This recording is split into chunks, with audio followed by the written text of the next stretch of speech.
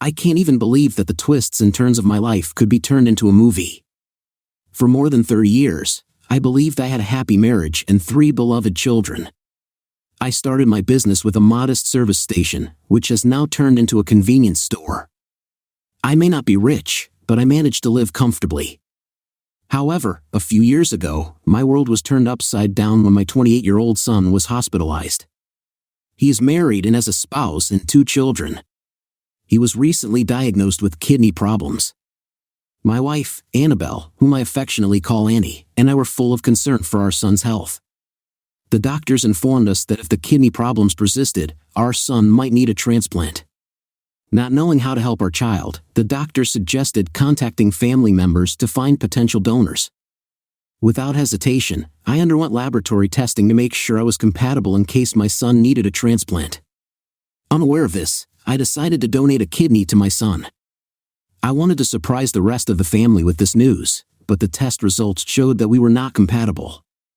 Confused, I questioned the doctor about the reasons for this discrepancy, especially since it was my own flesh and blood. I confessed to the doctor that I had drunk several bottles of beer but made it clear that I did not smoke. Despite the doctor's embarrassment, I expressed my dissatisfaction and concern. In the end, the doctor asked me to come to his office for further conversation.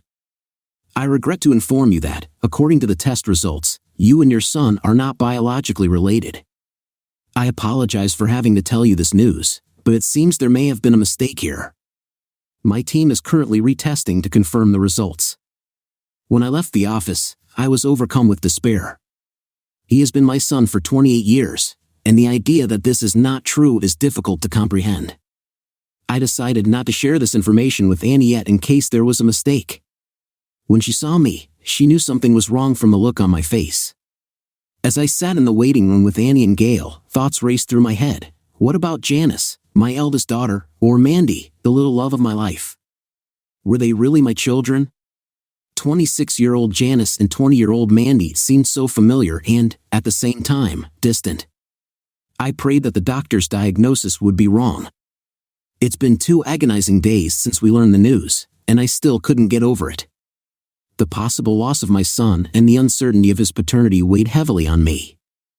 I was anxious, hoping that the doctor would tell me the test results were wrong and my kidneys were in perfect condition. The news turned out to be better for Brad. His kidneys responded positively to the treatment, and it looks like he won't need a transplant after all. Moreover, his body has adapted to the treatment so effectively that he can be discharged in a few days. He will need to monitor his diet, but otherwise, a full recovery is expected. The joy for Brad was palpable among all those present. Tears were streaming down the faces of the women, and Annie was hugging me, relief visible on her face. I haven't revealed the test results to her yet, but I plan to discuss them with the doctor. The next day, I asked Janice, Mandy, and Annie to donate a DNA sample, explaining that this was necessary so that the doctor could quickly prescribe treatment in case any of us had health problems like Brad's. Although Annie was a little apprehensive, she agreed to the test. The others did not hesitate and easily agreed to a simple mouth swab. Janice made sure that her children and husband took a DNA test to prepare for possible problems. The next day, I visited the hospital to hand over all the samples to the doctor who told me the sad news that Brad and I are not biological relatives. I asked him to analyze all the samples and keep them in the archive so that other family members could contact them if necessary, offering to pay the cost of the tests. When asked if his family members were among the samples, Mr. Weller confirmed that they were all members of his family, including his 2 daughters. I am concerned about the relationship between Janice and Mandy, who are my grandchildren, children of my daughter, as well as my wife. Even though they are already adults, they have always been my children. A few days later, Brad was discharged from the hospital, and he had a week to recover before he returned to work. We were all grateful that he didn't need dialysis or a transplant. I tried my best to stay calm during this difficult time. I really wanted to make sure that these girls were really my daughters. Annie kept asking me about my strange behavior, wondering why I looked so detached. In response, I said that our shared experiences and our children strongly influenced my thoughts, which was not entirely untrue. One evening, when I returned from work, I found Annie sitting at her desk, tears streaming down her face as she sorted through some papers.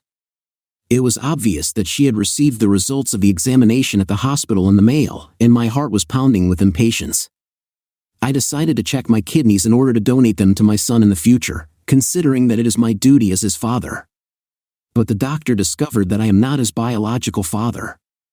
Not knowing the truth, I sent the test results to the girls. Annie informed me that Janice is not my daughter, and Mandy is mine. She was visibly upset when she shared the news with me.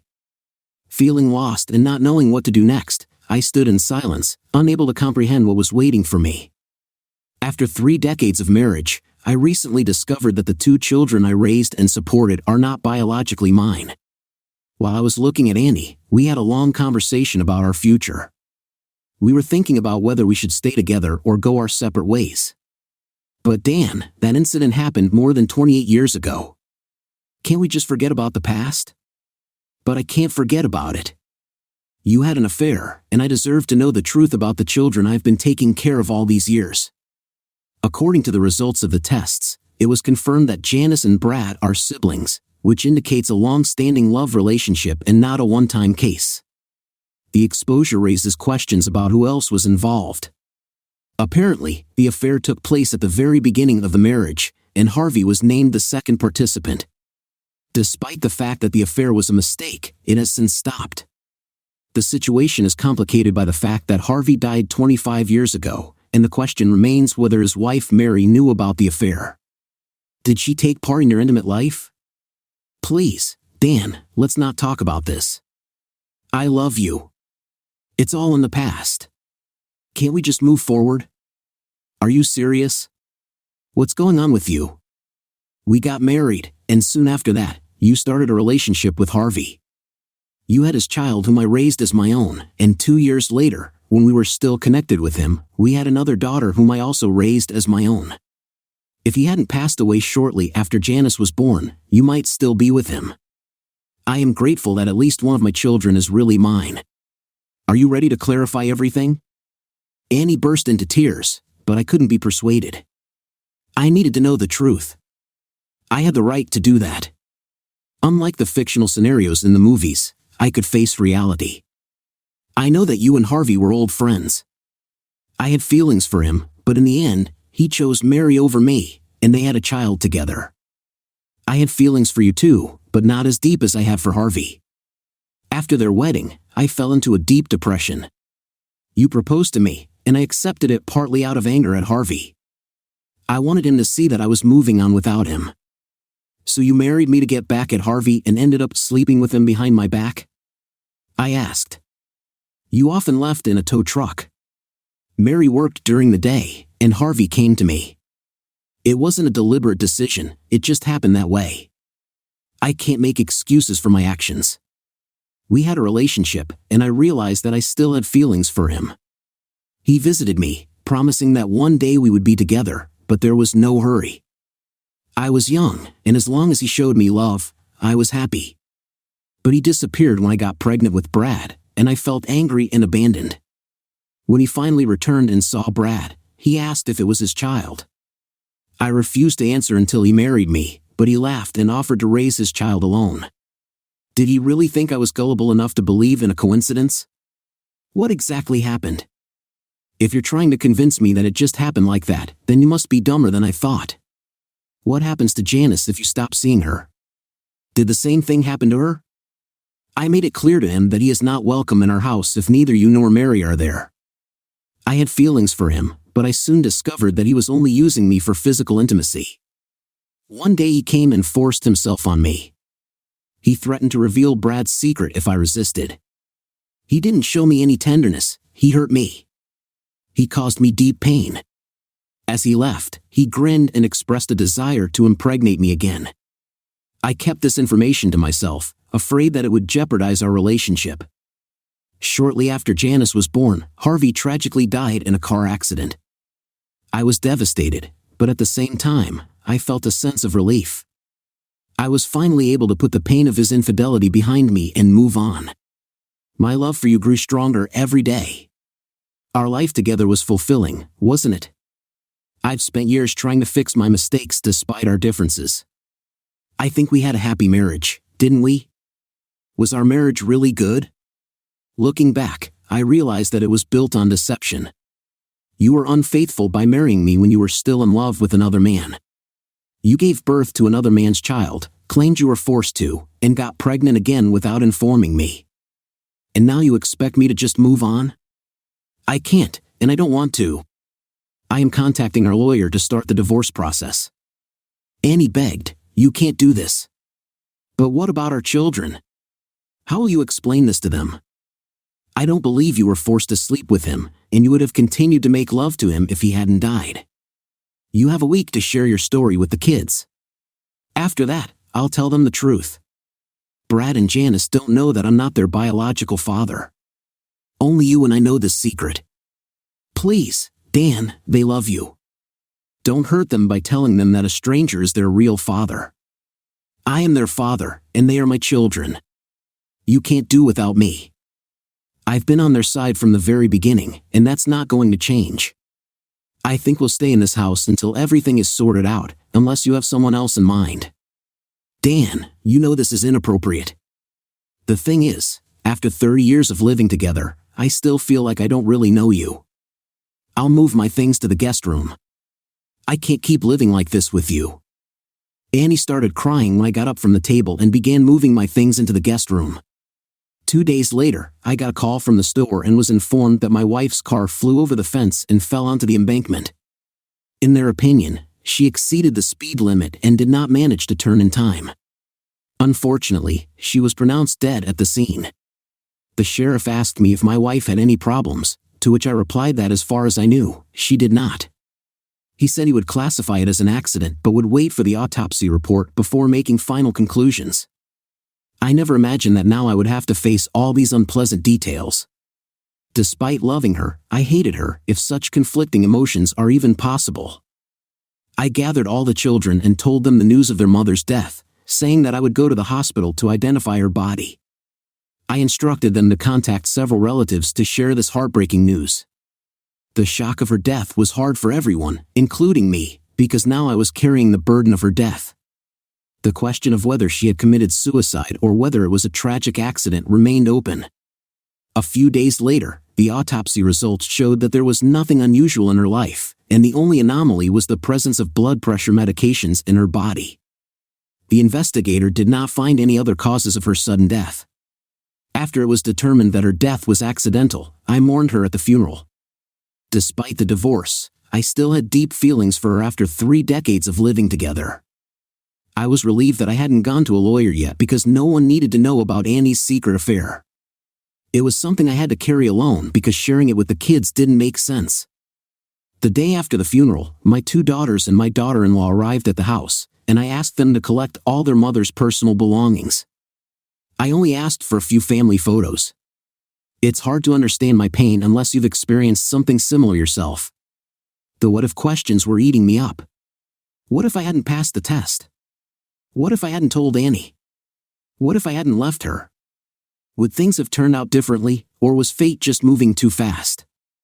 That day 2 years ago, right before the holidays, everything changed. I found myself alone on vacation again, as my son and eldest daughter now lived far away from me.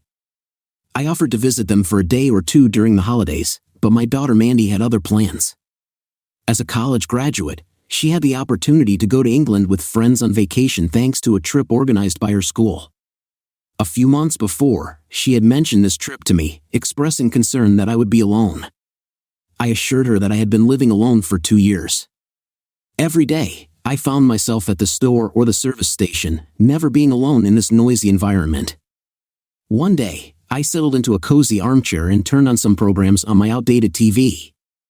A familiar advertisement appeared on the screen, urging viewers to donate $24 a month to provide a child in a third world country with 3 meals a day, housing, medical care, and education. I couldn't help but doubt the justice of such a call. Although I fully support the idea of helping the less fortunate, I couldn't help but wonder if such advertising really makes a difference. For $1 a month, I would move there myself. Unfortunately, I am not enthusiastic about sending money with the hope that it will benefit the children. I wish success and blessings to those who participate in such events, but this situation gave me an idea. The next day, while at the store, I met one of the local priests and asked how the church's Christmas campaign was going. I asked if they were organizing a program where families in need could be identified by writing their names on a tree. The priest confirmed that such an action was indeed taking place. "Do you have a last name that you would like to share for publication?" he asked. "No, I would like to help one family during the holidays," I replied. "That's great, Dan. Just come to the church and choose a name from the Christmas tree. It's pretty full this year. Many people are in need because of unemployment." "Jim, can you recommend a family that really needs help? I want to make a significant impact on the holiday and not just help a family experiencing difficulties due to a recent layoff," I asked. "I'm not just handing a toy to a child. I want them to remember this holiday forever," I said with a smile. Jim seemed to understand my desire to have a positive impact on the family's life. "Dan, I think I found the perfect family for you. A young widow with 3 children recently moved here from the city. Her husband tragically died as a result of a crime related to the use of illegal substances, and she moved here in the hope of giving her children the opportunity to start a new life," explained Pastor Jim. "Thanks, Jim. I appreciate the opportunity to help," I replied gratefully. Although I am not a regular visitor to the church, this year I feel obligated to extend a helping hand to those who need it. I plan to come back later to find out the name of the family in need. When I told Pastor Jim about my reluctance to attend church, he was sympathetic. Although I am not religious, I believe in higher powers. I used to attend church only twice a year, usually on special occasions like weddings and funerals, but I still remember the sermons about the birth and crucifixion of Jesus. Recently, I came across a piece of paper with Carmela Wilson's name on it, which I took down from a tree in the church. Pastor Jim informed me about a widow with 3 children as well as her address and phone number. He mentioned that she works as a waitress at Joe's restaurant, where I often go. I was sure he was referring to Carmela, a familiar face that I had seen wait tables countless times. Taking a hands-on approach to business management, I decided to drop by the restaurant to make sure everything was going smoothly. When I entered Joe's diner, I noticed the owner, who waved at me affably. We had been friends since childhood and both owned businesses, which brought us even closer together. Sitting at a table, I observed the quiet atmosphere in the middle of the morning, between breakfast and lunch. Carmela caught my eye and greeted me with a smile, promising to join me soon. If you describe Carmela, she was about 30, had a pleasant appearance, and although she was not an extraordinary beauty, she radiated a neat and attractive charm thanks to her shoulder-length dark hair. She had attractive legs and a medium bust, although slightly protruding. She wasn't thin, but she wasn't overweight either. Describing her face turned out to be more difficult than expected, but her smile was undeniably pleasant. "What can I offer you?" she asked. "Just a coffee and a little conversation, if you don't mind," I replied. "Coffee, yes, but I'm not sure about the conversation," she replied. "I apologize for not being able to communicate with women. I assure you this is not a flirtation. I just chose your name on the Christmas tree in the church because I would like to be your friend during the holiday season. I'm not sure about your intentions, so I'm just going to have coffee with you." I watched her approach Joe, and he nodded approvingly. When she returned with my coffee, she said, "Joe says you're good. I am often approached by men, but now I am not interested in it. So what exactly do you mean by saying that you want to be a friend during the holidays?" "I'm grateful to the church that my children's names are on the Christmas tree for gifts, but I noticed that they didn't say anything about me having a friend," she continued. "I have an idea, friend, and I want to share it with you. If you want, I can buy gifts for the children myself." In short, I saw a program on TV that talked about sponsoring a child in need in another country for only $24 a month. This sponsorship will provide the child with food, clothing, education, and housing. I was amazed that all this could be obtained for only $24 a month. "Dan, right?" she asked. "My children consume $24 worth of milk every month. I can barely afford more than that," she said, smiling. Her smile was truly beautiful. "I understand everything," I replied. "That's why I decided to adopt a family this year, starting with yours. I want to help you with your financial needs ahead of Thanksgiving and Christmas. I want your family to have a special holiday season.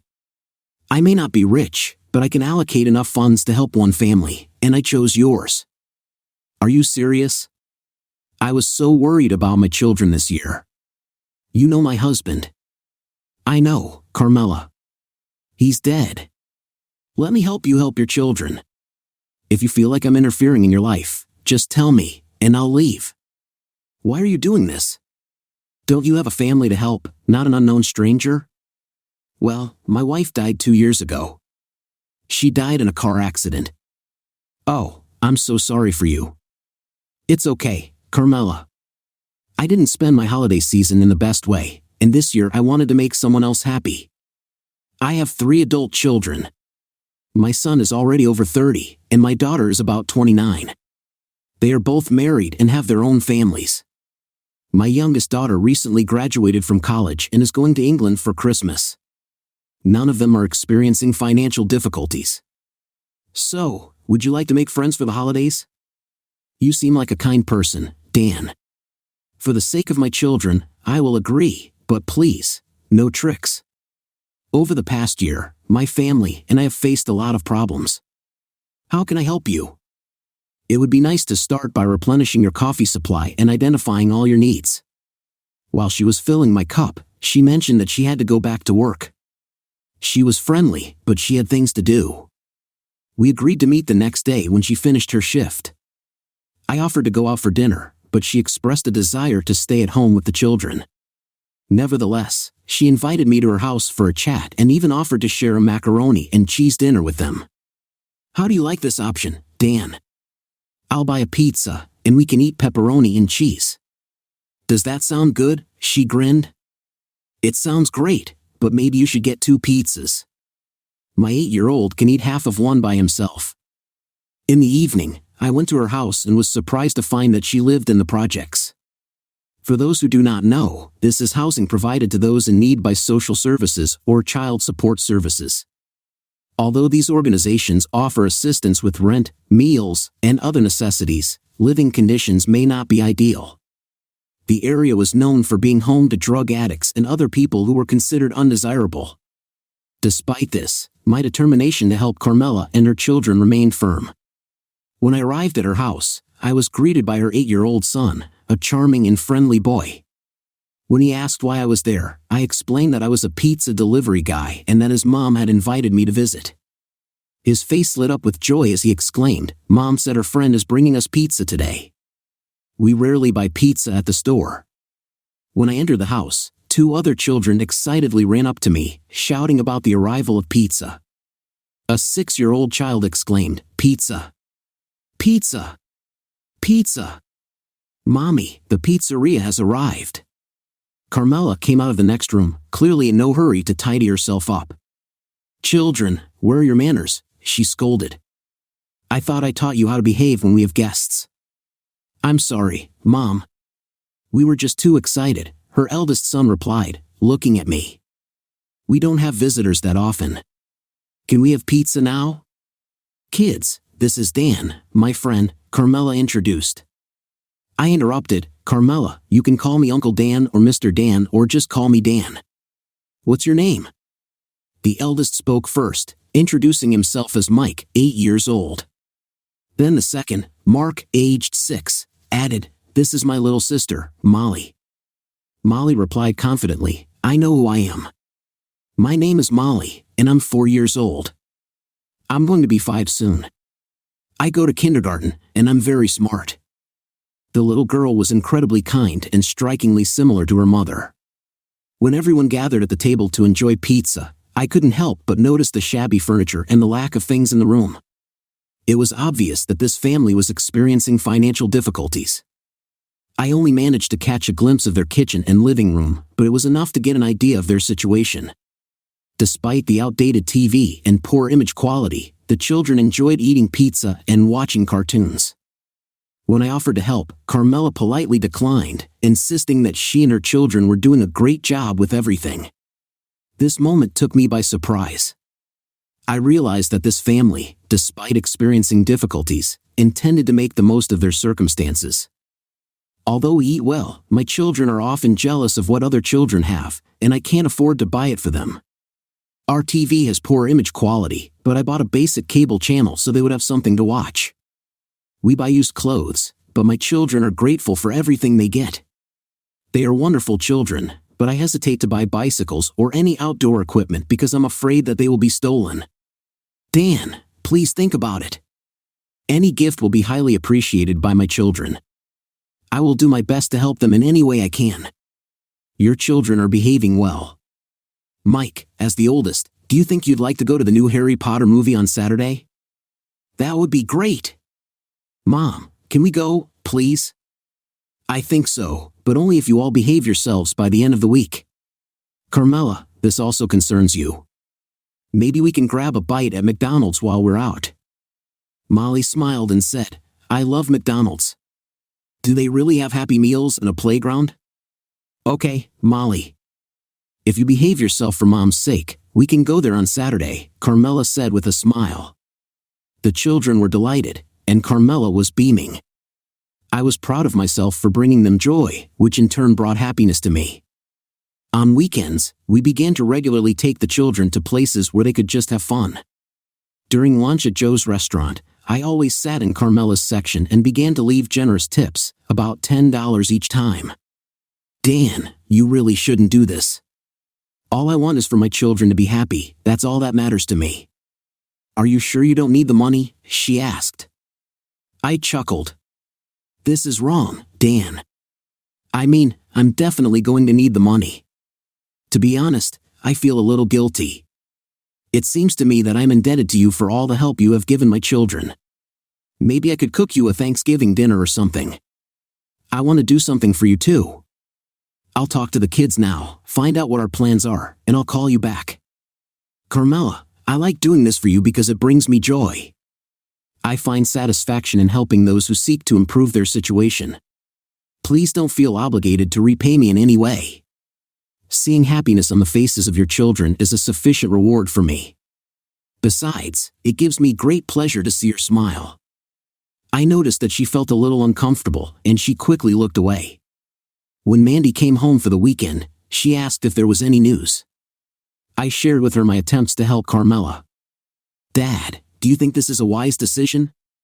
After all, you don't know this woman, do you? Dear, the support of other people and the joy on the faces of these children helped me find a new sense of purpose. I really feel satisfied with the work I'm doing. I was talking to Carmela recently, and I'd like you to meet with her and share your thoughts. I understand your concerns, Dad. Carmela and her children really live in a difficult area. That's why I want to help them overcome difficulties and rebuild their lives. Mandy, you will always be my precious daughter. You've turned into an amazing woman, and you don't seem to need my help so much anymore. I feel like I have to help someone else. How about inviting Carmela over so you can meet her and the kids and then share your thoughts with me? Sure, Dad, but I can't promise anything. I will be completely honest with you, without embellishment. Mandy looked a little worried. She was my rock and always had my back. I think she would have told me the truth. She was like me in many ways, and it was not in her nature to cheat. Last Saturday, I invited Carmela and the kids to my house. Despite the cool weather, I still decided to cook on the grill outside. While I was cooking, I asked Mandy to handle the grilling inside. Carmela arrived in her battered car, and all the children were securely strapped in. When she started to unfasten their seat belts, Mandy looked at me and said, "Nice car, Daddy," meaning the opposite. I grinned and replied, "What makes you think I'm helping them? What would you say if she drove up in a new car?" "Dad, this is an amazing idea," she said with a smile. Mike and Mark came up to me excitedly. "Hello, Uncle Dan. Do you really live in this huge house?" I introduced the boys to Mandy while Carmela helped Molly out of the car. "Nice to meet you, boys," Mandy greeted them. "My name is Mike, I'm 8, and this is Mark, he's 6. And this baby is Molly, our little sister," Mike explained as Molly got out of the car. 4-year-old Molly came up to me, and I picked her up in my arms. Mandy was watching us closely. "Molly is like a little companion to me," I said. "She, like you, can stand up for her brothers," I grinned. "Carmela, this is Mandy," my youngest daughter who brings me great pride and joy." As they exchanged greetings, I could almost see their thoughts working. Finally, Carmela smiled at Mandy and said, "I realize this is a little unusual. I understand that you have a lot of questions about me and my purpose here. I've been thinking about the same questions myself. Let's put them aside for now and just enjoy this day together. I will try to answer some of them. Your father, in my opinion, is a very kind man. Take me to the kitchen so we can cook together. Some men think that grilling is a complete meal because they cook meat, but we women know better." Mandy looked at me warmly. "I like her already, Daddy." They exchanged smiles. After that, we all headed into the house. The children were eager to explore the house, and I allowed them to do so on the condition that they stay away from the boxes and don't run around the streets. They enthusiastically went from room to room and then returned to tell their mother about their discoveries. When they asked to watch my big screen TV, I suggested that everyone go to the store together and choose some DVDs to watch. They readily agreed, with Molly asking if she could join them. Carmela intervened, suggesting that Molly stay to help her and Mandy cook, stating that the girls needed to stick together. Molly seemed to know what to do because she turned to me and said, "Uncle Dan, why don't you take the boys and go ahead? I need to help the girls cook." It was quite funny, coming from a 4-year-old child. I assured her that everything was fine and promised to rent a movie especially for her. As a result, I took The Little Mermaid for her, and she did not stop smiling during the viewing. She even invited Mandy and her mom to join her. She allowed the boys to watch too, but only so they wouldn't make any noise. It was funny watching her try to act like an adult. The girls decided that Thanksgiving would be celebrated at our house. Carmela and Mandy volunteered to cook, and I entertained the kids, which was very simple. Although my pool was closed for the winter, we had a jacuzzi that the children planned to enjoy in their bathing suits. After bathing, they sat down to watch movies on the big TV. When we had enough time to prepare, Mandy suggested that we contact Brad and Janice to let them know about our Thanksgiving plans. 4-year-old Molly came up to me, and I picked her up in my arms. Mandy was watching us closely. "Molly is like a little companion to me," I said. "She, like you, can stand up for her brothers," I grinned. "Carmela, this is Mandy, my youngest daughter who brings me great pride and joy." As they exchanged greetings, I could almost see their thoughts working. Finally, Carmela smiled at Mandy and said, "I realize this is a little unusual. I understand that you have a lot of questions about me and my purpose here. I've been thinking about the same questions myself. Let's put them aside for now and just enjoy this day together. I will try to answer some of them. Your father, in my opinion, is a very kind man. Take me to the kitchen so we can cook together. Some men think that grilling is a complete meal because they cook meat, but we women know better." Mandy looked at me warmly. "I like her already, Daddy." They exchanged smiles. After that, we all headed into the house. The children were eager to explore the house, and I allowed them to do so on the condition that they stay away from the boxes and don't run around the streets. They enthusiastically went from room to room and then returned to tell their mother about their discoveries.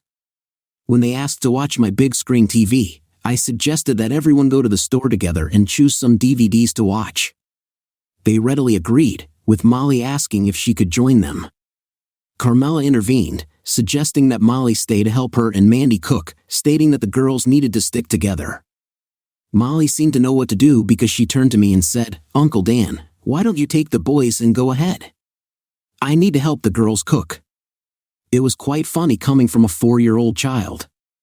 I assured her that everything was fine and promised to rent a movie especially for her. As a result, I took The Little Mermaid for her, and she did not stop smiling during the viewing. She even invited Mandy and her mom to join her. She allowed the boys to watch too, but only so they wouldn't make any noise. It was funny watching her try to act like an adult. The girls decided that Thanksgiving would be celebrated at our house. Carmela and Mandy volunteered to cook, and I entertained the kids, which was very simple. Although my pool was closed for the winter, we had a jacuzzi that the children planned to enjoy in their bathing suits. After bathing, they sat down to watch movies on the big TV. When we had enough time to prepare, Mandy suggested that we contact Brad and Janice to let them know about our Thanksgiving plans. After Carmela and the kids left, I had a nice chat with Mandy. She mentioned Carmela and the children, emphasizing Carmela's kindness and work ethic. Mandy also informed me that anyone who wants to use the jacuzzi should remember to bring their bathing suits. Carmela shared with me the tragic story of her husband's murder, detailing the difficulties she had to go through. Now I understand why you are eager to help her, especially given her dedication to the children. She is not making excuses for her life, and it is obvious that she is making sincere efforts to improve the situation. Dad, I believe she really cares about you. And why not? I support her and her family. I hope she appreciates me a little bit. No, Dad, I mean caring in a deeper sense, maybe even love. Maybe she didn't say it, but we women can feel things like that. Mandy, I think you might be right. I am very happy for her. This is the most joyful thing I've done since your mother died more than 2 years ago. My heart rejoices when I see you happy. I just urge you to remember your circumstances, Mandy said. Mandy correctly noted that I have deep feelings for Carmela and the children, although I do not know what these feelings can lead to. I admit their presence, and I was surprised to find out that others noticed it too. Besides, Brad and Janice called me separately. I tried to tell them that I had helped Carmela during the holidays and that I had learned the family's last name from the Christmas tree at the church. It seemed to me that I had successfully completed the story. I informed them that Carmela wanted to express her gratitude by helping with Thanksgiving dinner. Although they were hesitant at first, they eventually agreed to join us for dinner. In the weeks that followed, Carmel and Mandy worked together to coordinate all the preparations. Their relationship resembled that of sisters. Carmel took over the role of senior and led most of the planning. Of course, Mandy went to school most of the week and returned home on Fridays. I visited them almost every day to have lunch at the restaurant and mostly to see Carmel. At least twice a week, I went to her apartment to say hello to the children and bring them treats. Carmel told me that I spoiled them. I have to say that it bothered me a little when I watched Carmel work. She was always so friendly and nice to everyone. I've seen men bother her, but she always smiled and refused to be courted or dated. I think it was natural for me to feel jealous, even though I had no right to be. On Thanksgiving Day, Carmel and her children arrived at our house early in the morning. In a simple skirt and blouse, Carmel looked effortlessly amazing. When she and Mandy started cooking, Mandy mentioned that she had also invited her boyfriend to join us for dinner. I had already met him several times. He worked as a paramedic and also went to college, where he crossed paths with Mandy, who was studying to be a nurse. They were both part of a team traveling to England to help at the hospital during the holidays. Their departure was scheduled for the week before Christmas, and their return was on the 8th of January next year. There was less than a month left, and the thought of Mandy not being around at that time was haunting. Brad, his wife Gail, and my 2 grandchildren arrived. I hugged them all, and the children eagerly asked when they could use the jacuzzi. I said that I would like to introduce them to the other children later. Then I introduced them to Mike, Mark, and Molly, who seemed to like each other right away. When we went into the kitchen, Mandy hugged her brother warmly and began to introduce him to Carmel. Brad, Gail, this is Carmel, she said, feeling proud to introduce her as her father's close friend. Brad just greeted Carmel, but I could see that he was already looking at her. Gail, on the other hand, warmly welcomed Carmel and offered to help with everything they needed. Janice and her husband Rob arrived, and we all started chatting. Janice's children happily ran to the basement to play with the other children, where we had a lot of games, coloring books, and various entertainments. The basement had been recently renovated and was equipped with a TV and DVD player so that the children would not get bored. Meanwhile, the women returned to the kitchen to continue cooking, and we guys tried not to disturb them. I felt that the men were interested in learning about Carmel and her story, so I tried to explain without giving away my true emotions. But I realized that I'm not very good at hiding my feelings. Wow, she looks great, Dad, Brad commented. Is she about my age? She's actually 31 years old, Brad, Rob replied. She's really an amazing woman, and she could use some help, Dad. He always called me Dad. Rob added, "Aren't you afraid that she might have feelings for you or vice versa?" "Well, I'm a widower, and she's a widow," I explained. "She may be younger, but if something happens, then so be it." "Dad, were you together?" Brad asked.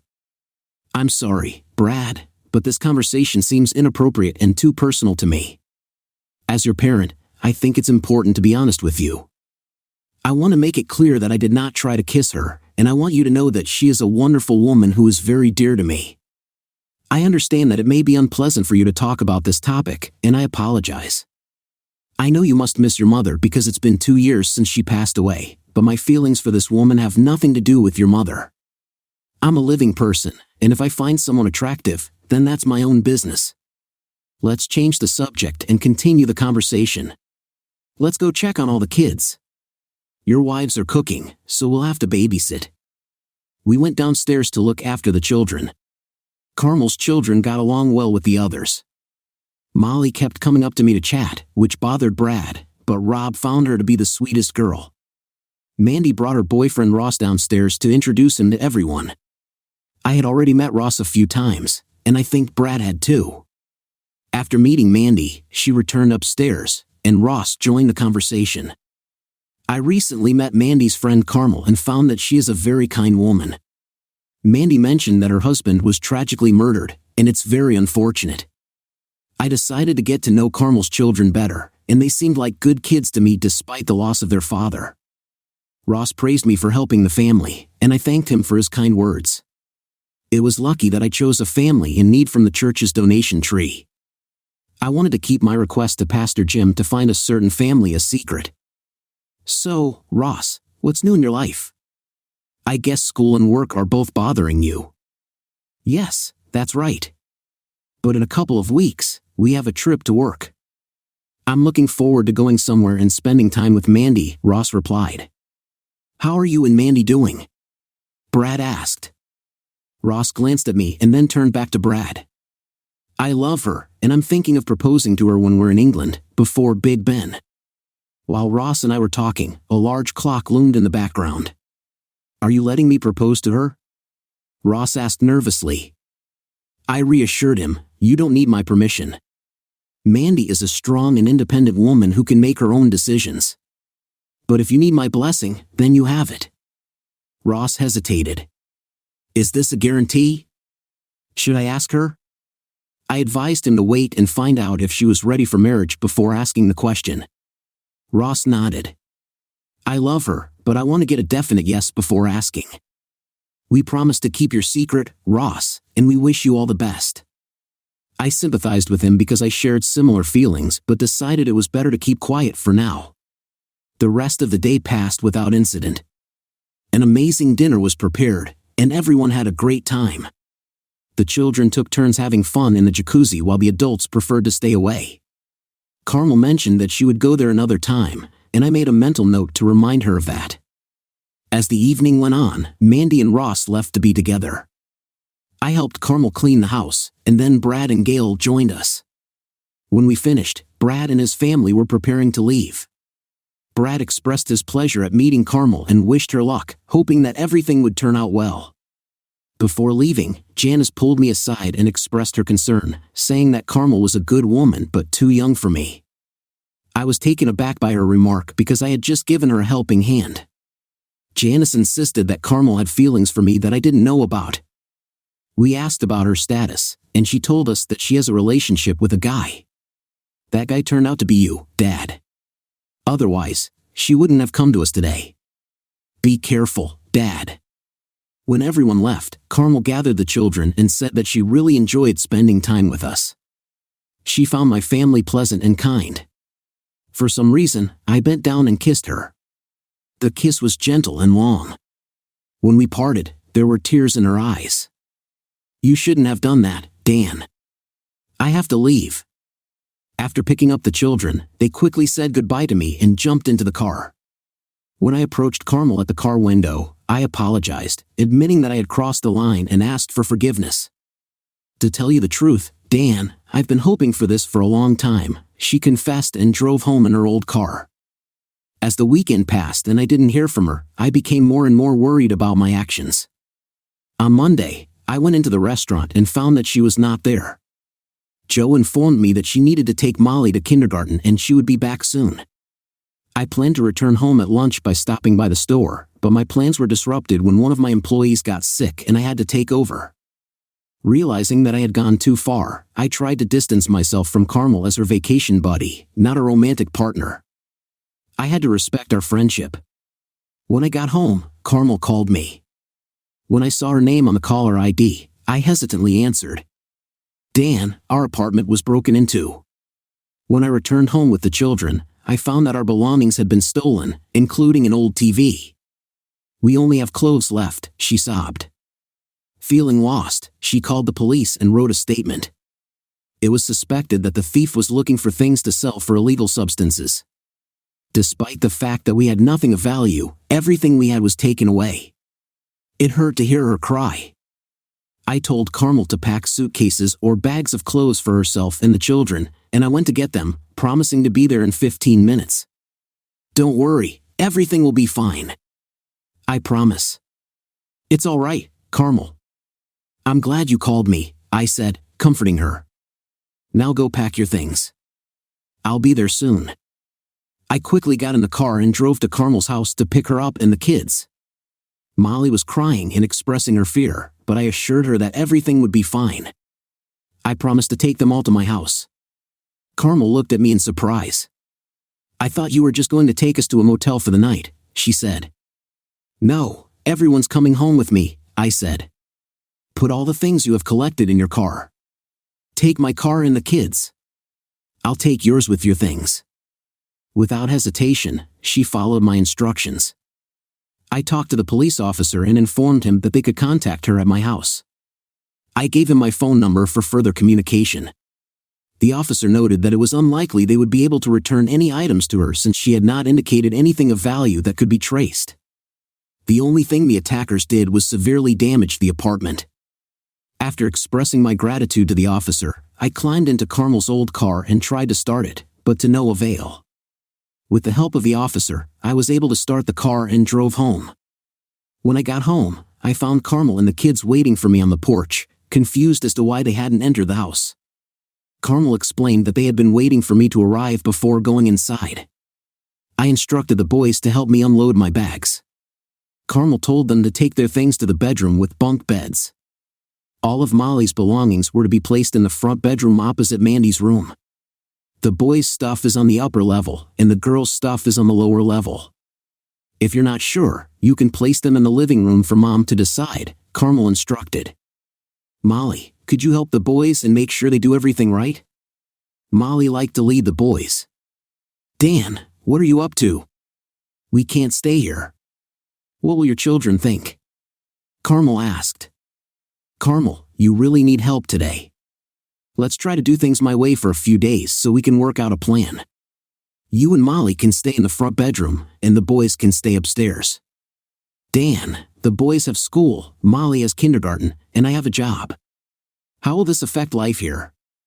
You'll just have to leave a little earlier.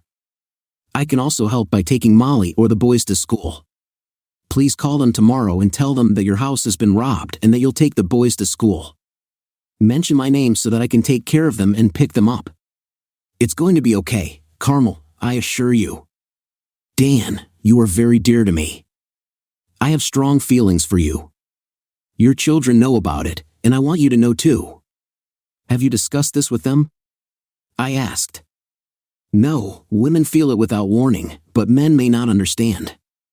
I can't speak for your son Brad, but Mandy, Janice, and Gail know. I can't hide my feelings, they are always in plain sight. I will worry about my children even though you have enough worries as it is. And anyway, I don't regret kissing you. I just wanted you to know. Upstairs, I checked on the boys and made sure their drawers were empty. Carmel helped them choose their clothes. Meanwhile, Molly and I went downstairs to empty the drawers in her room. I was grateful that my late wife's things had been put away. The task was made easier by the fact that everyone came into the room with Molly and me.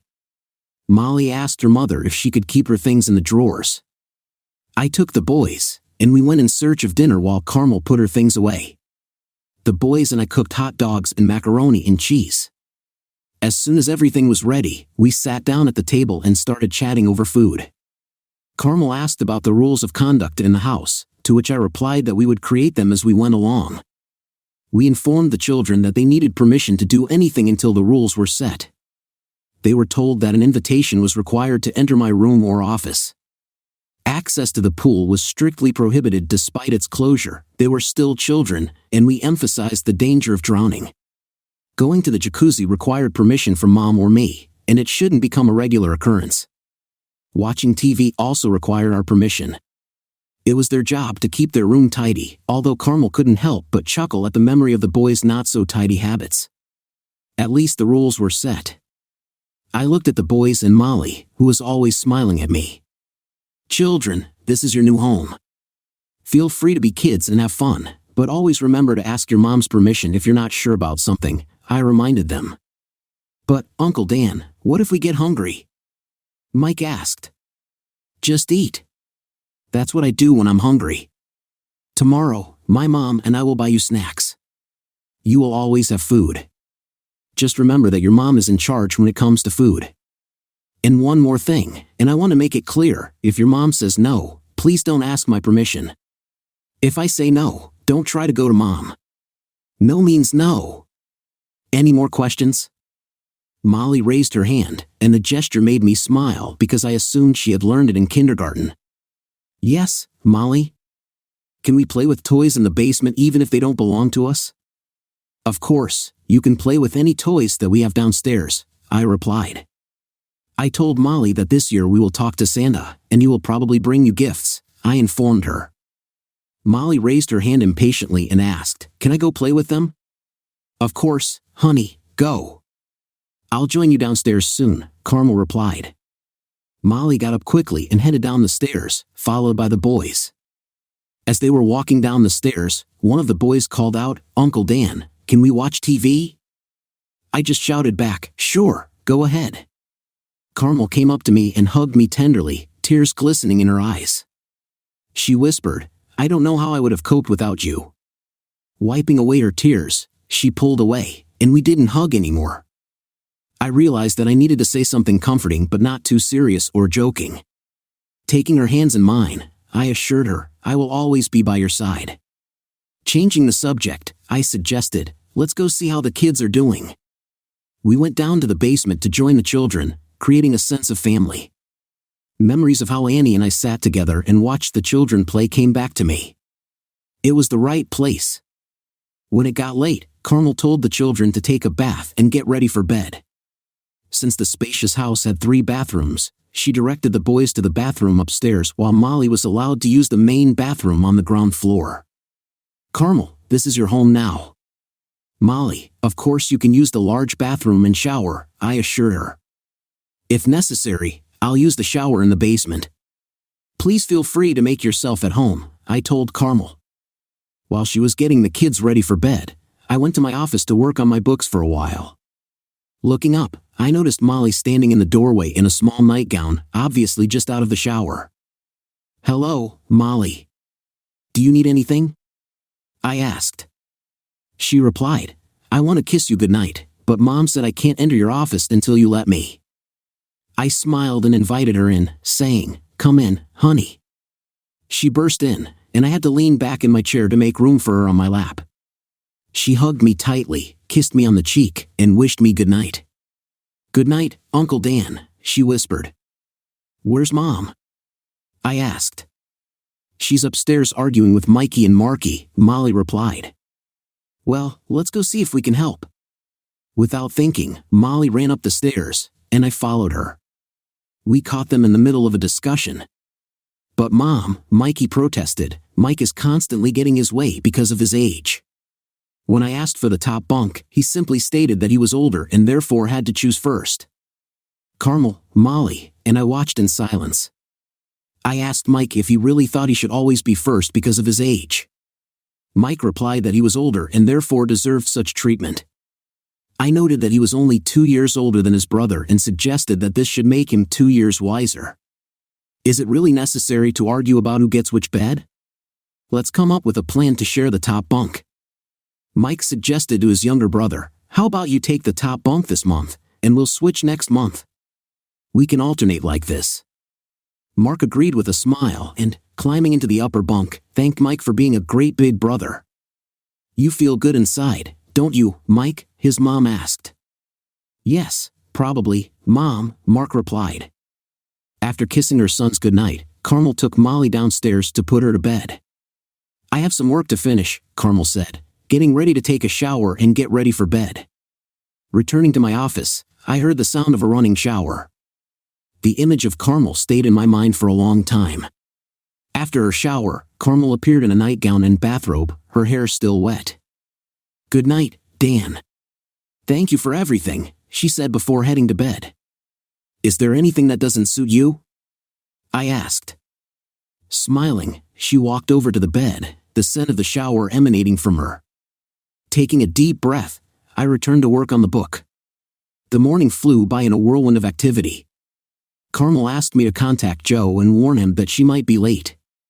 She had to run errands at school and kindergarten, as well as change her address. When I called Joe, he doubted that I was serious about Carmel. He was determined to protect her from harm. A man in his 60s, married for more than 4 decades, seemed to take care of Carmel's interests. The fact that his wife worked as a chef in a restaurant testified to his sincere concern for Carmel's well-being. I assured him of my intentions to never harm Carmel and the children despite my desire to help them. In the evening, we returned to Carmel's old apartment to pack her things, which turned out to be few. After returning the keys to the office and making sure that the monthly rent was paid, she said that she had moved out because of the robbery. Mike and Mark rode with me in the truck, and Carmel, Molly, and her old car followed. When we returned to the house, the phone rang. Carmel answered, and Mandy was on the other end of the line, asking why she was in the house. Carmel explained how her apartment was broken into, leaving her and the children almost homeless until I offered them a place to stay. Mandy asked to talk to me. "Do you have any doubts about this? You know how she feels about you, right? What's the best thing to do, Mandy? Maybe I should just give her the money and tell her to figure it out on her own. I care about her, you know. We are both adults and have not committed any wrongdoing. I'm sincerely glad that she and the children are here. It's like going back to the good old days. Dad, I just want to say that you're crossing a fine line. I sincerely consider Carmel a sister, and you know it. I'm just reminding you both to be careful and considerate of your actions. Can I talk to Carmel?" After talking to Mandy for about 20 minutes, I helped the boys bring the remaining things into the house and put them away or in the basement. I asked, "What did Mandy want to know after I returned your phone?" She mentioned some concerns about us, mostly related to typical girly conversations. But really, what's there to worry about? We're both adults, damn it, I'm over 50 now, and I've managed to get this far in life. I am confident in my ability to make decisions for someone who may not be able to make his own choice. Dan, it's important for you to know that I really care about you. I told Mandy about it, and now you know it too. I explained to her that I wasn't sure what our relationship would lead to, but you were a great support for me and the kids. I will always be grateful to you for this, although my emotions sometimes cloud my gratitude. Mandy is worried that someone might get hurt in this situation. I assured her that I would never come between you and your family. Let's take matters into our own hands and continue to live in the present moment. Perhaps time will tell us the solution. At that moment, Mike and Mark entered the room. "Uncle Dan, can we all go to the jacuzzi?" they asked eagerly. I glanced at Carmel and then turned back to the children. "Only if your mom joins you." "I don't want you to go there alone," I replied firmly. "Come on, Mom, please come with us. You'll like it. It's warm, relaxing, and full of bubbles. Please, Mommy," they continued to beg. Yielding to their request, Carmel finally gave in and said, "All right, boys, I'll join you. Go and put on your swimsuits. Molly, go get your swimsuit, and I'll join you soon," I said. When she looked at me accusingly, I just smiled back. She went to change into a 2-piece swimsuit and asked, "Are you happy now?" As she walked past me with a smile, I replied, "Definitely. You look great in anything." "You planned this, didn't you?" she asked, but I just smiled back. She went to change into a two-piece swimsuit and asked, "Are you happy now?" As she walked past me with a smile, I replied, "Definitely. You look great in anything." "I bet you even look good naked," I teased, to which she called me a pervert but smiled anyway and headed to the jacuzzi. The children were looking forward to her arrival. "Wow, she looks even more amazing," I mused as she settled into the tub. "This woman really has everything." After a while, I handed Carmel her drink. She giggled and remarked, "The water is just amazing, my body desperately needs it." The children sat quietly, mesmerized by the dancing bubbles. "Thanks, Uncle Dan, this is amazing," Mike chimed in. "I mean, it's warm, but not unpleasant." "Well, you know what I mean." After taking one last look at Carmel, I headed to the office to finish my paperwork. While I was working, I could hear everyone in the house bustling and getting ready for bed. Soon, I saw Molly peeking into my office, her smile lighting up her face as she waited for my permission to enter. It was impossible to resist her charm, much like her mother. Molly came in, climbed onto my lap, kissed me, hugged me, and tenderly wished me a good night. "See you in the morning, Uncle Dan." As already mentioned, I ran a hybrid gas station, a self-service store, and a grocery store. Although I was no longer doing car repairs, I had a tow truck in case of emergencies. Carmel came to me upset that her car wouldn't start again. Annoyed by the constant problems with her car, I quickly sent a tow truck to pick her up from the diner. Upon arrival, I noticed two men who offered to help her with the battery and were clearly trying to flirt with her. Carmel later informed me that she had rejected their advances. I had to pick her up in the car when the tow truck pulled up. The two guys who were with her retreated, looking at Carmel. I thanked the guys for helping my fiancée but assured them that I would handle everything myself. This seemed to bother them, and they hurried away. I hooked Carmel's old car up to the tow truck, and she climbed in. Since the truck was elevated, I couldn't help but notice her long legs. Once inside the cabin, she slowly adjusted her dress. "Thanks for coming, Dan," she said. "I promised that I would always be there for you, and I'm doing it.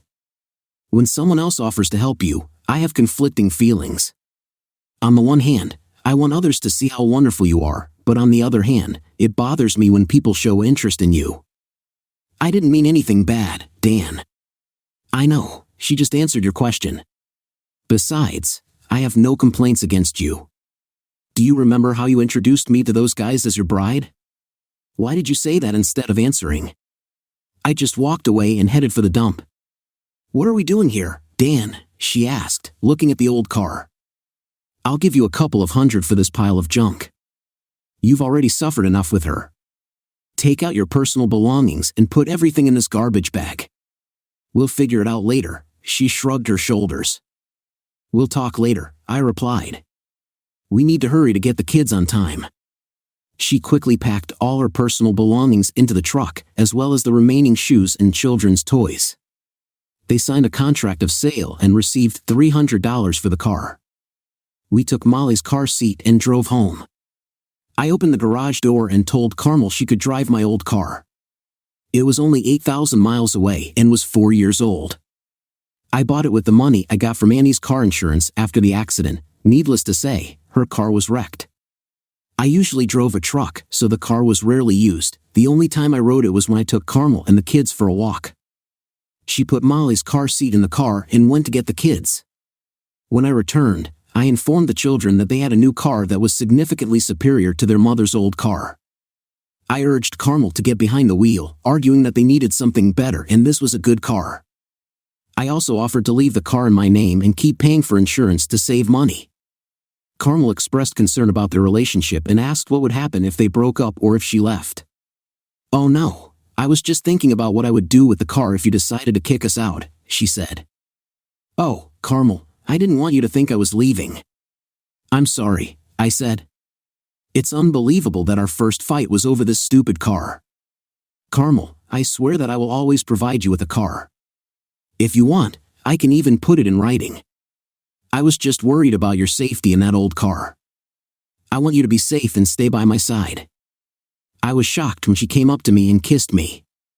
Molly didn't know if it was a sudden desire or something else, but the feeling was pleasant. She looked at her brothers and announced, "Mom just kissed Uncle Dan." Carmel explained to the children that it was a thank you for letting them take my car. She clarified that the car now belongs to her, not Uncle Dan, since he gave it to her.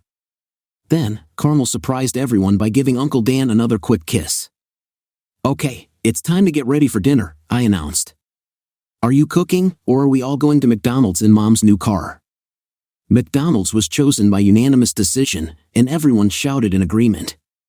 On Friday, I ended up at the store while Carmel was busy with work. Suddenly, my children Brad, Janice, and Mandy came up to me. "Daddy, we need to talk to you.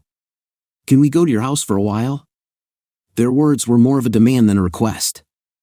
"Of course, let's go home. I'll be there soon." "Just let me in," I replied calmly. I had a feeling that I knew what the conversation was going to be about, and I was ready for what awaited me when I arrived home. Entering the house, I found my 3 children gathered in the living room. It seemed Brad would be the one to talk about Carmel and her children. "Brad, it took you 2 hours to come here for this conversation?" "I can only imagine why," I said, feeling annoyed. "What did Carmel do to make you dislike her so much?"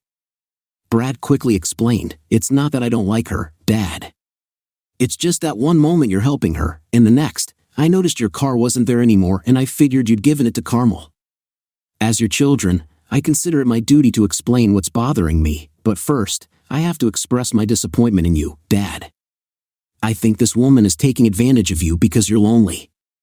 She knows your vulnerabilities and uses them to make you sympathize with her."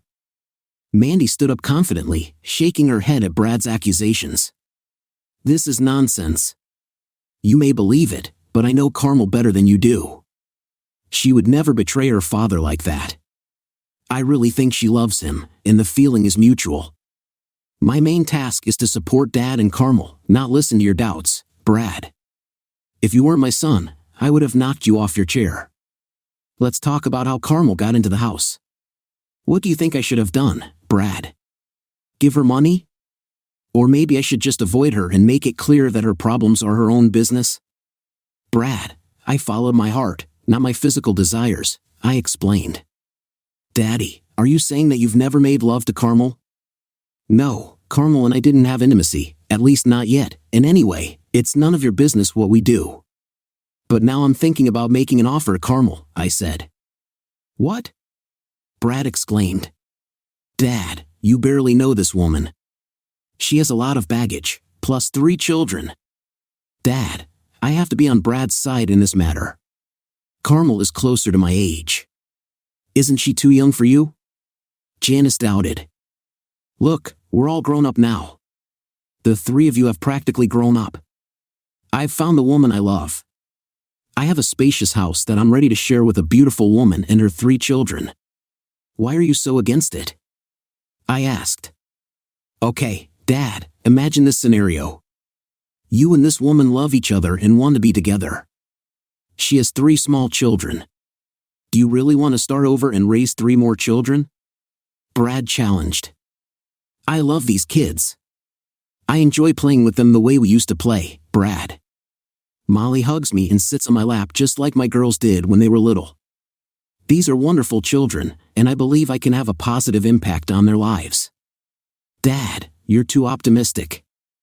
These children are not yours. They are not your biological relatives. Can you imagine how you will take care of and raise these children for the next 20 years, even though they are not your flesh and blood?" Janice questioned. "What do you think about this, Janice? Should they also be considered my biological children?" "Dad, I'm not sure. I love you, and you will always be my father. Can you handle raising someone else's child?" "I'm not sure," Janice responded. "Let me put it another way. If I weren't your father, would you love me all your life? You've known this for as long as you can remember. Do you see me as your father or someone else in this role? This is a bit of a hypothetical question, but considering that you supported me financially and raised me like a native, I would consider you my real father. As for the upbringing of Carmel's children, this is a separate issue. I'll be right back. I want to share something important with you." I went back and collected all the DNA test results that were done for us. When I returned, I tried to explain some of this to the children.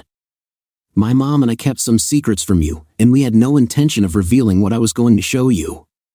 It might be a mistake to show you this now, but the situation with Carmel's children has become insurmountable. I cherish these children very much, and I think I could be a good father to them.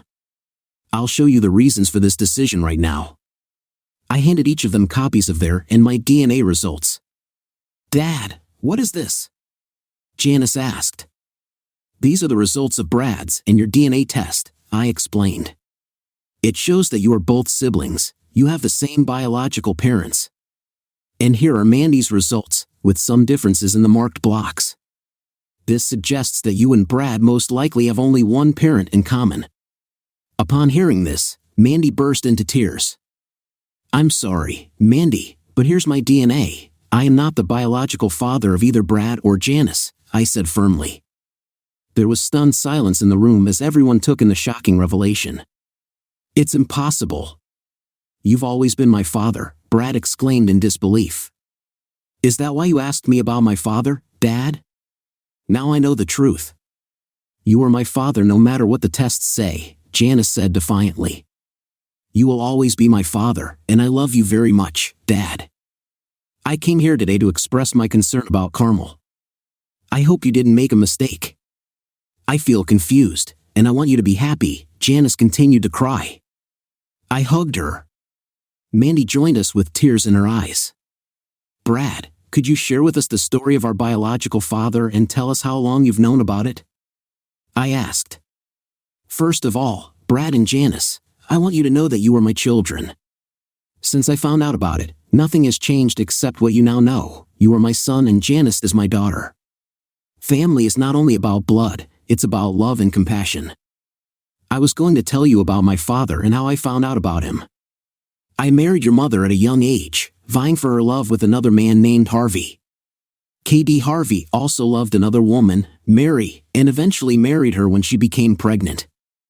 I was grateful to your mother for staying with me and proposed to her, which led to our marriage and my subsequent happiness. A few years later, I found out from your mom that she was pregnant. Your mom got pregnant with you, Brad. 2 years later, she became pregnant with Janice. Unfortunately, Harvey passed away shortly after Janice was born, leaving your mother in a state of depression. After the DNA analysis, she confessed to me that you two were Harvey's children, and I was shocked and didn't know what to do. We decided to take a break for about a month to think about everything. Annie and I talked, and after that, your mom turned into the perfect wife a man could count on. She loved me, and I always took care of you as if you were my own children. This was the turning point. You all know what kind of life we led after that. We had a wonderful family until your mom had an accident. Dad, why did you agree to take the test and donate a kidney to me if you weren't my biological father? Brad asked. I prayed fervently to God, hoping that I would become a suitable donor for you, my son. If we were a match, I would gladly and without hesitation give you my kidney, I explained. Janice asked me if I had taken a match test before Brad went to the hospital. I admitted that I didn't do it because it was expensive and unnecessary at the time. When I passed the test, he confirmed that we were not suitable for each other. By the way, I have the test results for all our family members. Brad and Gail are the biological parents of their children, and Janice and Rob are the parents of their own children. To let you know, there is no need to share the details of our conversation. Your mother was a loving wife and mother, let's leave it as it is. I'm sorry, Dad. I'm ashamed of my actions. Upon hearing this, my son started crying. I haven't seen him this emotional since his mother's funeral. Brad, I understand that in times like these people usually worry about their inheritance. It's not ideal, but that's the reality of life. I think you and Janice are probably more worried about your inheritance than about Carmela and my well-being. I realized this when I noticed that Brad and Janice were looking at the floor. Rest assured, all three of you will always be included in my will. I have made sure that each of you gets a fair share. I wanted to express my disappointment that you didn't show compassion to Carmel and her children, I told Janice, tears still streaming down her face. The possibility that she wasn't my daughter seemed to overshadow all thoughts of inheritance. Janice snuggled up to me, insisting that she didn't believe the test results and that I was her father and always would be. I hugged her tightly, comforting her as best I could. Just as I started hugging Mandy, Carmela's car pulled up. "I won't tell Carmela unless you want her to know why we're all here," I said. When Carmela entered the room, she greeted everyone in a friendly manner. "What brings everyone here?" she asked. After thinking about it, Mandy replied, "Today is my last day off, so we all decided to go out for dinner." Carmela's face lit up with the idea. "Oh, that would be great. Just give me a minute to change my clothes. Kids, why don't you chat with Mandy, Janice, and Brad while I get ready?" she suggested. Molly walked over to Brad, who was already sitting down, and hugged him warmly. "Hi, Brad," she greeted him.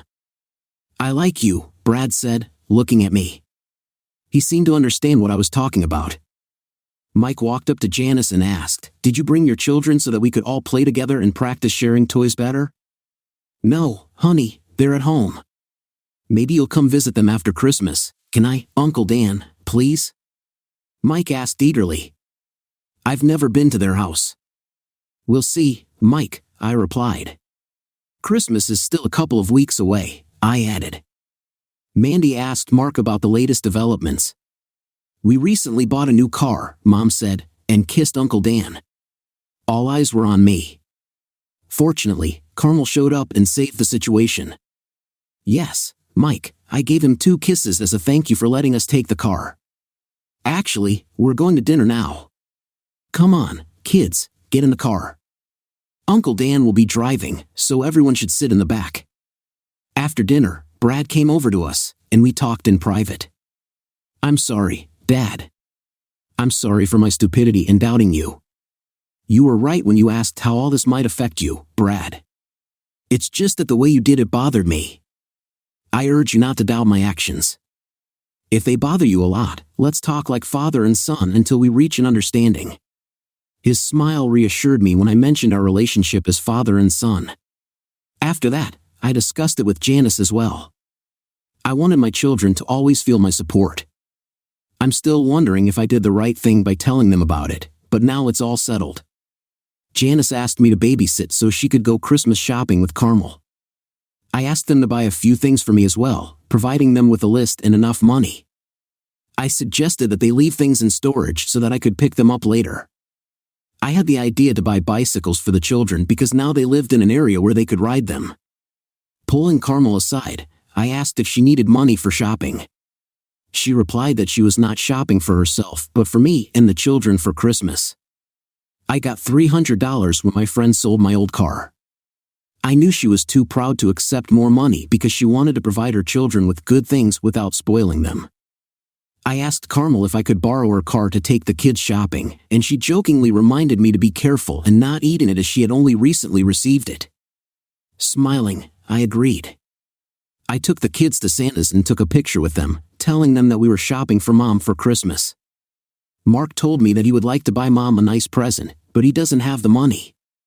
I decided to give each of the children $20 for shopping on the condition that they could spend it only on Mom, not on themselves.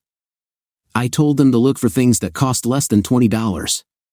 When Mike asked if they could carry the money themselves, I agreed but reminded them to keep it in their pockets so as not to lose it. "Keep the money until you are ready to make a purchase," I instructed. I handed out about $20 bills to each of the boys, who quickly folded them and hid them. Molly, on the other hand, had a small purse full of various trinkets, so I made sure to find a safe place for her money. The children did not understand what money was and looked at expensive things with surprise.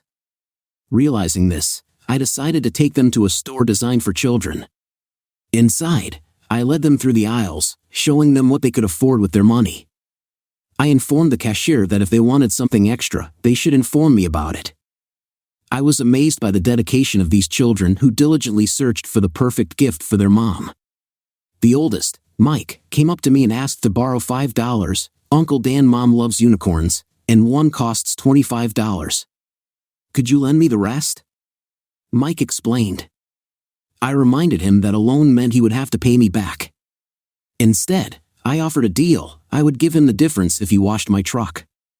Mike readily agreed and thanked me, after which he ran to buy a unicorn. Mark was engrossed in watching movies when I approached him and reminded him that he was supposed to be shopping for his mom. "Yes, Uncle Dan," he replied. Mark explained that his mom loves movies like Titanic and Shrek because they make her laugh. He didn't know which movie to buy as he didn't have enough money for both. I calmed him down by giving him the extra money needed to buy both films. In return, I asked Mark to help Mike wash my truck. Mark gratefully accepted the money and promised that his mother would appreciate the films. I watched the woman who tried to help Molly, but she stubbornly shook her head. I asked Molly what was the matter. If she couldn't find what she was looking for, she replied that none of the perfumes smelled like her mother and she needed just such a one. I looked at the saleswoman and quietly mentioned the white diamonds. She tactfully informed me that the girl had only $20, and the perfume with white diamonds cost $50. I offered to tell her about the special offer for the bottle at which it can be purchased for $20. "Hello, Molly," the saleswoman greeted, holding out a bottle of perfume. "Does this remind you of your mom?" Molly sniffed and exclaimed, "Yes, he smells just like her." "Do I have enough money?" The saleswoman calmed her down. "You're lucky. This is our last bottle, and its price is $20. Molly grinned and reached into her purse for the money. With her purchase in hand, we went to visit Santa. I stood and held a bunch of presents while the kids chatted and posed for photos with Santa Claus. When they were done, I suggested that everyone choose a gift for Mandy, who was going to England. "I've already paid for her trip as a Christmas present," I said. The children readily agreed to help, and I took them to the luggage department and waited until one of the boys noticed the suitcases. "Here they are, Uncle Dan," he exclaimed. "Thanks, boys," I replied, pretending to be grateful for their help. "I need a set of 5 items," I said. The boys quickly found a set of 5 pieces of luggage. "I want to help, Uncle Dan." "What can I do?" Molly asked eagerly. "Honey, you can choose a color for Mandy." "Choose a color that you think she'll like," I replied. Molly walked over to the set, which was bright pink in color. The boys informed her that there should be 5 parts in the set, but there were only 3 pink ones. After searching, Molly finally found a dark blue object. The boys said there were 5 parts in it and decided to buy it. Fortunately, there were only 3 pieces in the pink set. After stopping by the burger joint for lunch, they went home with their shopping. Upon entering the house, the children asked where they could hide their mother's gifts. They handed them to Molly, who offered to put them in the study. She told them to put Mandy's luggage on her bed so she could see it when she returned. They also chose a Christmas card for Mandy, and each of the children signed it with their own hands. Molly reminded them that the gift would be from all of them. When Mandy returned, the boys told her to go to her room. When she entered the room, she saw the luggage and a postcard from the children. They were all grinning mischievously at her. Mandy hugged and kissed each of them, expressing gratitude for the caring gift. The following weeks passed quickly as we juggled work and the children's school assignments. We bought a Christmas tree and decorated it with decorations. For the first time in 3 years, I had a Christmas tree. The holiday season was truly magical when the children were around. After Mandy left for England, we planned to visit Janice and Brad on the 26th, the day after Christmas. Despite the hectic preparations for the holiday, the evenings were filled with joy. Every evening, the 5 of us gathered in the living room to watch Christmas shows together. That's how I wanted to spend this season. I went shopping and picked out some gifts for Carmel. I also gave her a gift certificate to the women's store so she could treat herself to something special. I visited a jewelry store and bought an engagement ring for her. Also, as a special gift, I bought an amazing red satin and lace nightgown. Christmas morning came, and the children were absolutely delighted. The boys eagerly ran downstairs, exclaiming that Santa had come and left many gifts under the tree. I told them to check their stockings, and I made coffee myself. Watching the joy and happiness on Carmel's face that morning, as well as seeing the 3 children, was a truly wonderful moment. Every time one of the children unwrapped a gift, Carmel was delighted. She got her favorite movies from Mark, a unicorn from Mike, and perfume from Molly. When Molly mentioned that the perfume was the last bottle and she just had enough money for it, Carmel looked at the $50 price tag, then at Molly, and smiled. Carmel also surprised me with some wonderful gifts. I didn't expect her to buy me anything, but everything she gave me was so caring and sweet. She mentioned that Mandy had informed her of my preferences and tried to buy what she thought I would like. There were 3 postcards on the Christmas tree, one for each of the children. I hid a bike for each of them somewhere in the house, and they were given clues to find them. The joy on their faces when they received their first bicycles was priceless. Molly already had a bike, so I bought accessories for her to make it more comfortable. I also bought wheels for Mark, even though I knew he wouldn't use them like his older brother. While the children were playing with their new toys, I gave Carmel a large box of nightgowns. Carmel admired it. "It's amazing. What motivated you to buy this?" I handed her a small package attached to it. When she opened it, tears welled up in her eyes. When she saw the ring inside, I got down on one knee and asked her to marry me. Overwhelmed with emotion, she hugged me tightly. "Why, Dan?" "Why?" she asked through her tears. "Because I love you, and these past 2 months have been the happiest of my life. I want you and the children to always be by my side." "Dan, I know you're hoping for a yes answer, but the answer is no. Please give me a chance to explain before making assumptions. I really love you, and I say this from the bottom of my heart, but for now, the answer is no.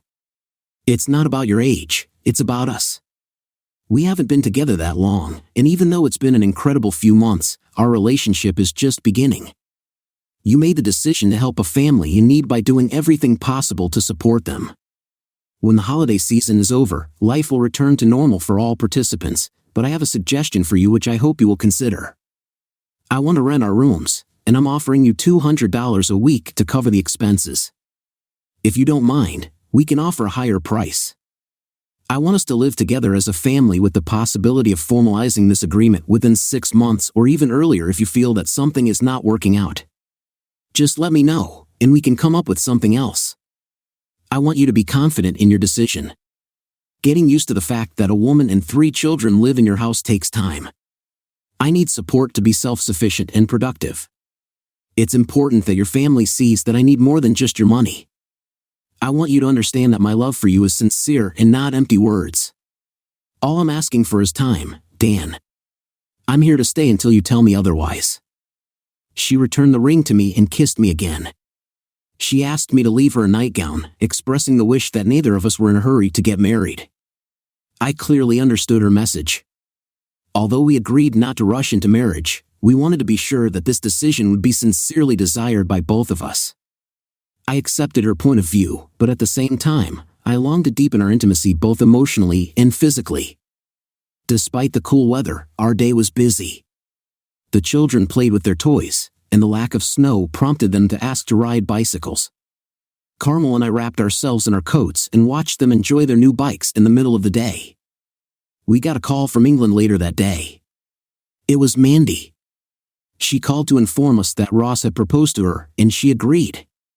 He did it against the backdrop of Big Ben, and they planned to tie the knot next June. We expressed our joy to her and exchanged holiday wishes. Later, before putting the children to bed, the whole family watched A Christmas Story. They came back to thank me for an amazing Christmas. Sitting on the bed, I listened to Carmel take a shower, anticipating the delicious scent that would soon fill the hallway. The lights came on in the bathroom and hallway, illuminating the dimly lit room with warm light. Carmel appeared in the doorway wearing a sexy new nightgown. "Can I come in?" she asked, but I didn't say anything. When she came in and closed the door behind her, she said, "Dan, I love you, but I think we should hold off on getting married until we really understand each other. I want to start tonight. Will you make love to me?" I was taken aback, but my smile gave me away.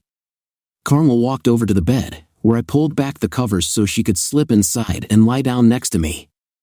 The only light in the room was a reading lamp, which I kept turned on to look at the woman who had occupied all my thoughts for the past 2 months.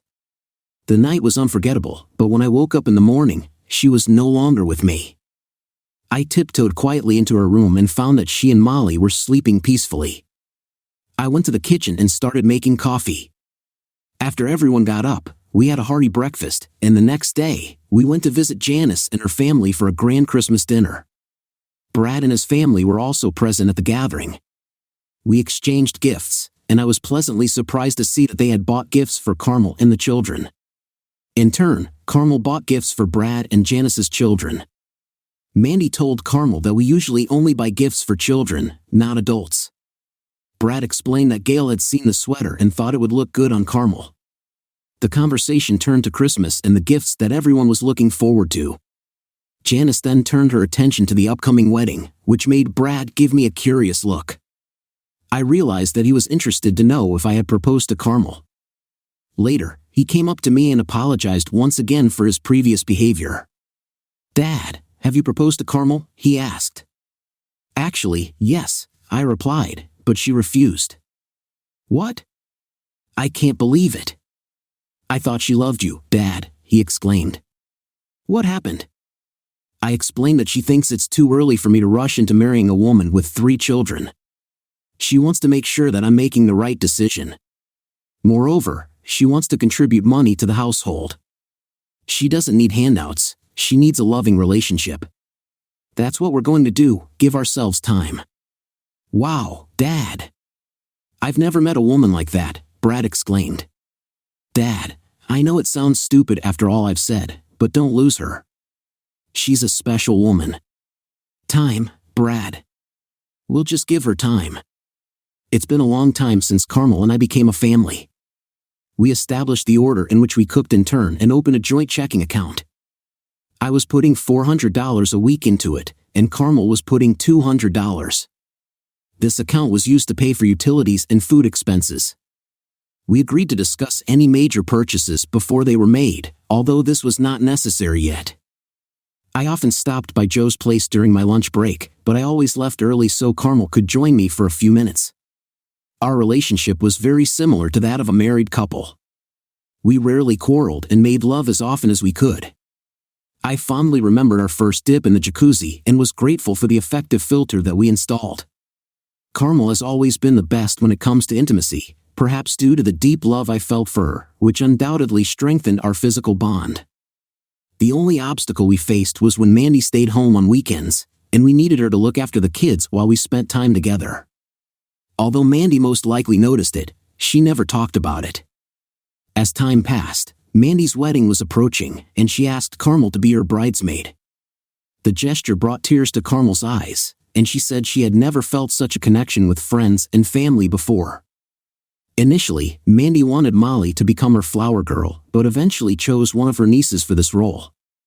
The days leading up to the wedding were filled with chaos as Mandy had just graduated from college and was busy organizing the wedding with her friend acting as a bridesmaid.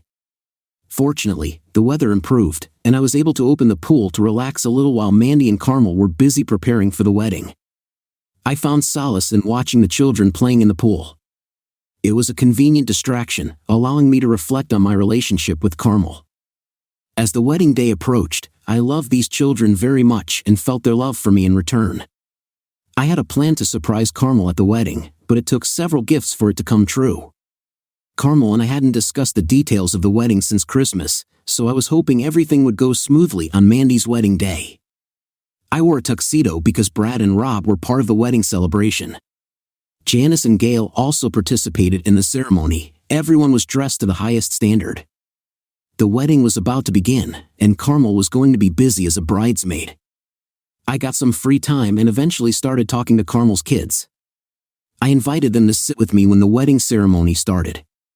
Mike, Mark, and Molly took seats in the front row, with Molly choosing to sit next to me. I reminded them to be quiet and enjoy the ceremony as I would have to leave for a while to walk Mandy down the aisle. I hoped they would listen to my words. As the rest of the family gathered for the wedding, music started playing, and Ross, Brad, and Rob stood next to the priest at the entrance. Janice led them down the aisle. As she moved towards them, the children greeted her with a wave of their hand and a quiet "Hello, Aunt Janice." Gail followed suit, receiving an affectionate greeting in return. When their mother walked down the aisle, the children exclaimed with even more enthusiasm, "Hello, Mommy. You are very beautiful." Carmel smiled and asked them to calm down a bit. She was followed by a flower girl and a ring bearer, Janice and Rob's children. The children kept waving at them, and both families were smiling. The music changed, and Mandy walked down the aisle with me. Tears of joy flowed down our faces as we reached the entrance to the church. Molly's voice rang out, exclaiming, "Aunt Mandy looks like a princess." Laughter rippled through the crowd, and I saw the delighted grin on Mandy's face. It was the perfect compliment. Taking a step back, I sat down and looked up to see my family looking at me with love and support.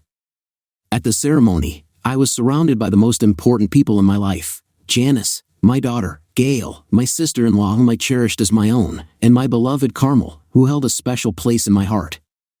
Looking around, I saw my baby girl exchanging vows with her future husband, standing next to my son, Brad, and my son-in-law, Rob. My 2 grandchildren, who were a ring bearer and a flower girl, attended the ceremony. My other 2 grandchildren sat with their grandparents, completing our loving family. At that moment, I felt truly blessed and grateful to have such a wonderful family. Each of them holds a special place in my heart. During the reception, the children stayed close to each other so that everyone would look after them. After we finished eating, the dancing started. As I was looking around the room, Carmela appeared and, taking my hand, invited me to dance. "I love you, Carmela," I whispered. "I love you too, Dan," she replied, surprising me. "Are you sure, Carmel? Is that what you really want?" I asked. Carmel assured me, "Yes, Dan. I really mean it," and she kissed me in front of everyone, a rare public display of affection for us. Usually, our kisses were private. The evening passed as usual, and now it was time to throw the bouquet. All the unmarried women eagerly gathered around, and Brad invited Carmela to join them since she is not married. Feeling a little awkward, Carmel headed for the dance floor. When the countdown reached 3, Mandy threw the bouquet directly at Carmel, causing some of the girls to playfully scream. After that, Mandy sat down, and Ross took off her garter, eliciting applause from the men present. When Mandy's thigh was exposed, the single men were asked to take the garter and put it on the leg of the woman who caught the bouquet. Carmela was the only one, no doubt out. I was in the audience when Ross handed me the garter, apologizing that it belonged to his father-in-law. All eyes were on us, especially on Carmela, as I knelt down to put the garter on her leg. When I reached her hip, I stopped, taking out my wedding ring from my pocket already down on one knee. "Carmel, I've been waiting for this moment for another 6 months, surrounded by our loved ones. I have a question for you. Will you marry me?" There was silence in the room, everyone was waiting for her answer. Suddenly, Molly came forward, looking at her mother with tear-stained eyes, urging her to say yes. Overwhelmed with emotion, Carmel confessed her love and willingness to spend her whole life with me. The audience burst into wild applause when Carmel accepted the offer. Mandy and Carmel hugged, tears streaming down their faces. It seemed that not a single eye in the hall remained dry. When I approached them, I realized that my own eyes were filled with emotions, and I bent down to kiss my future wife. We are happily married. Carmel left her job at Joe's Diner to help run the gas station and the store. Her presence was welcomed by everyone as she brought a sense of family to the work. Molly affectionately calls me Dad, and the boys sometimes switch from one name to another, perhaps to confuse their new friends. Reflecting on my life, I wonder how my family's life would have turned out if I had found out about Harvey many years ago. I also think about what would have happened to my family if Annie hadn't tragically died in that accident. Life is a delicate thing, and one mistake at the very beginning can change the course of the future indefinitely. Now, as I sit on the couch with my new wife, these thoughts haunt me while my new family is playing on the floor. We hug and watch TV together. Today, we decided to watch a love story. Mark gave Mom Titanic for Christmas, and we're all going to enjoy it together, well, except for Molly. She always falls asleep halfway through.